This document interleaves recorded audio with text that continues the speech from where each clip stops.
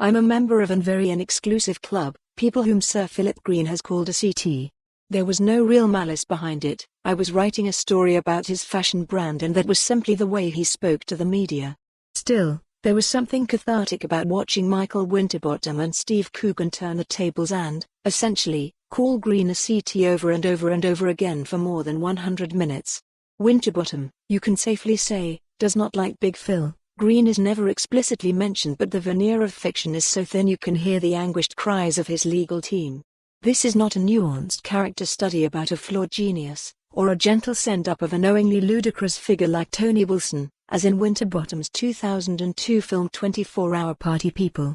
No, this is an aggressive hit job that revels in lampooning the retail boss, almost masturbatory in its gleeful tearing apart of its protagonist.Read more. Parasite movie review. Bong Joon Ho's surreal social commentary is a work of rare genius. It tells the story of Richard Greedy McCreadie, an obnoxious nouveau riche hustler who, after being kicked out of his posh boarding school, embarks on a career as one of the progenitors of fast fashion. He builds an empire on a mountain of debt, siphoning off value and allowing businesses to go belly up, then upgrading to even bigger, more heavily leveraged projects. It's not about wealth, he growls, so much as the perception of wealth. We meet him in the wake of a grilling by the Parliamentary Select Committee, which objected to his asset stripping and payments to non-dom family members. These scenes are recreated almost verbatim from Green's testy performance in front of MPs, right down to his request that one of the panel stop staring at me.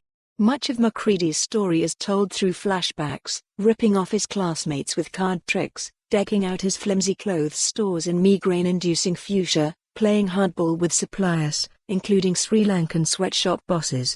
Read more. The Lighthouse Film Review. Robert Pattinson and Willem Dafoe shine in this tale of madness at sea. At Greed's heart, though, lies a metaphor the size of the Colosseum.